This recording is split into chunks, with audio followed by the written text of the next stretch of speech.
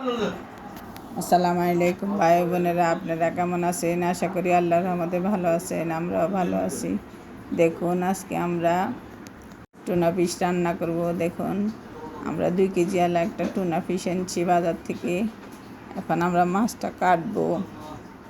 কেটে একদম সহজ পদ্ধতিতে অল্প মশলায় রান্না করে আপনাদের সাথে শেয়ার করব। এত স্বাদ হয়, আপনারা একবার রান্না করে খেলে বুঝতে পারবেন। দেখুন, আমরা মাছটা কাটতেছি। কেটে আমরা সুন্দর করে ধুয়ে পিস করে নেই। তারপর আমরা মাছটা রান্না করতে যাব।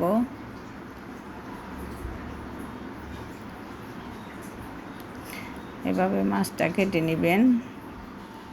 মাছটা কাটাটা অনেক শক্ত, কাটতে আমার একবারে 12টা বাজে গেছে। বাজার থেকে কাটিয়ে নিয়ে আসলে ভালো হতো। আমি মাছটা গোটাই নিয়ে আসছি, আপনাদের সাথে শেয়ার করব ওই জন্য। দেখুন, এভাবে লেজের দিকটা একটু কেটে নিই, তারপর আমরা পিস পিস করব। দেখুন, মাছটার কালার কত সুন্দর, খেতেও অনেক অসাধারণ। একদম ইলিশ মাছের ঘ্রাণ হয় রান্না করলে, মনে করবেন একদম ইলিশ মাছ খাচ্ছেন, এত স্বাদ হয়। আমরা কেটে সুন্দর করে ধুয়ে নেই। দেখুন, এবার ডিমও হয়েছে, ডিম বের করে নিচ্ছি। এবার আমরা মাঝখান দিয়ে কেটে নেব। কেটে সুন্দর করে ছোট টুকরো করে নেব। দেখুন, মাছটার কালার কত সুন্দর। এভাবে আপনারা কেটে নেবেন।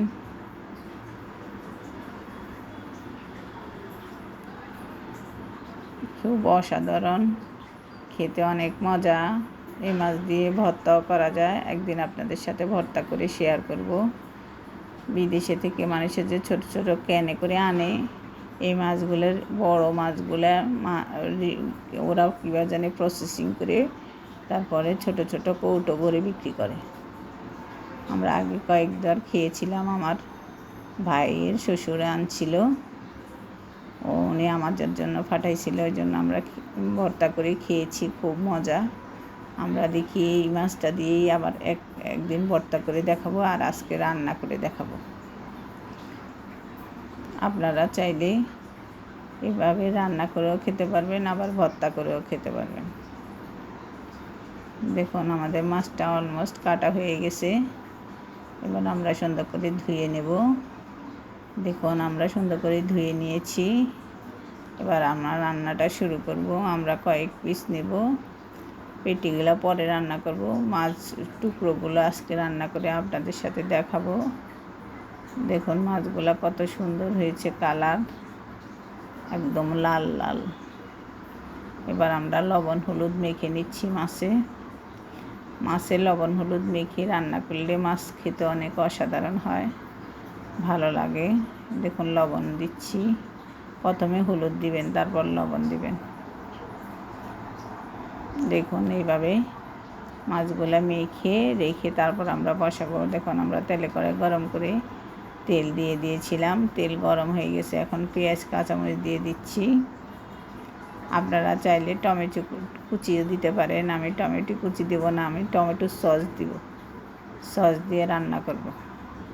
আমরা পেঁয়াজগুলো হালকা ভেজে নিয়েছি। এখন রসুন বাটা দিয়ে দিচ্ছি, প্রায় 1 টেবিল চামচের মতো।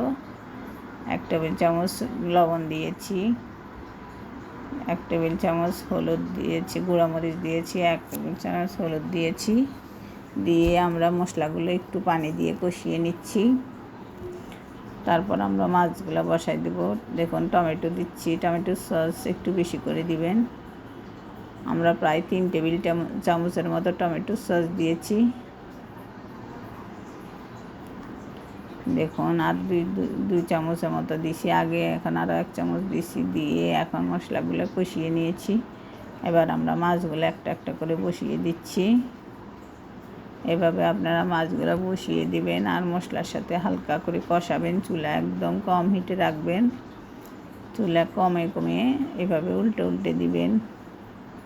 আমরা মাছের সাথে মাথাটাও দিয়ে দেব। এত অসাধারণ খেতে হয়, আপনারা রান্না করে না খেলে বুঝবেন না। এভাবে একদম অল্প মশলায় আপনারা রান্না করে দেখবেন, খুব মজা হয়। দেখুন এত স্বাদ হয় বুঝতেই পারবেন না যদি না খান। আপনারা একদিন এনে বাজার থেকে এনে সুন্দর করে কেটে ধুয়ে রান্না করে নেবেন, খেয়ে আমাকে কমেন্ট করে জানাবেন কেমন হয়েছে। দেখুন আপনারাও অনেক মজা পাবেন খেয়ে। এবার আমরা একটু মশলাটার সাথে মাছগুলো কষাবো, পরে আবার একটু পানি দিয়ে আরেকবার কষাবো, কারণ এইসব সামুদ্রিক মাছগুলো একটু ভালো মতো কষাতে হয় ভিতরে মশলা ঢোকানোর জন্য। এবার আমি কতক্ষণ পর আরেকটু পানি দিব, এই পানিগুলো শুকিয়ে নেই। দেখুন অনেকটাই কষানো হয়েছে, এবার আরেকটু পানি দিয়ে আরেকটু কষাবো। প্রায় 30 মিনিটের মতো আমরা রান্না করে নেব। 30 মিনিট রান্না করলেই হয়ে যায়।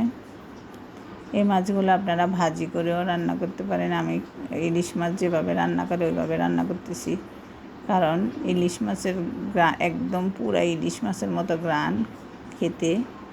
আপনারা এইভাবে রান্না করে খেয়ে দেখবেন। দেখুন মাছটার কালার এখনই কত সুন্দর হয়েছে। আমরা আরেকটু পানি দিয়ে আর কতক্ষণ কষিয়ে নিচ্ছি, নিয়ে তারপর খাবো।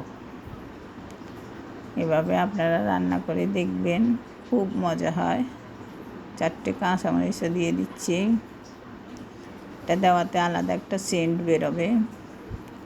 দেখুন মাছটা অনেকটাই হয়ে গেছে, আমরা একটু ধনেপাতা দিয়ে এখন নামিয়ে নেব। এত মজা হবে খেতে, আপনারা বিশ্বাস করতে পারবেন না যদি রান্না করে না খান। ঠিক এই অল্প মশলা এইভাবে রান্না করে খেয়ে বলবেন কেমন হয়েছে। আপনারা চাইলে ছোট ছোট পিস করেও দিতে পারেন, আমি বড় বড় পিস করেছি। দেখুন এবার খেয়ে দেখি।